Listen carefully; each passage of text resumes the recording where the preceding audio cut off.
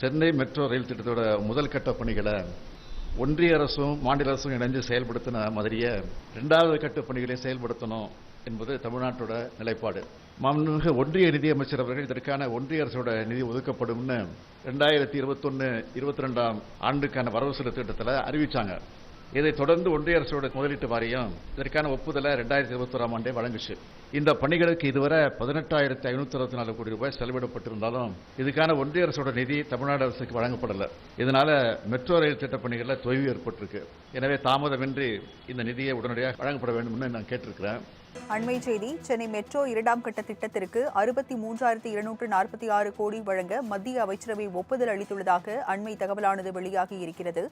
டெல்லியில் பிரதமர் மோடி தலைமையில் நடைபெற்ற அமைச்சரவை கூட்டத்தில் நிதி ஒதுக்கீடு செய்ய ஒப்புதல் அளிக்கப்பட்டுள்ளதாக அண்மை தகவலானது வெளியாகியிருக்கிறது. முன்னதாக முதலமைச்சர் மு.க.ஸ்டாலின் டெல்லி சென்று பிரதமர் மோடியை சந்தித்து வலியுறுத்திய நிலையில் தற்போது சென்னை மெட்ரோவுக்கு மத்திய அரசு நிதி வழங்க ஒப்புதல் அளித்திருக்கிறது. அதனை அண்மை செய்தியாக நாம் பார்க்கிறோம்.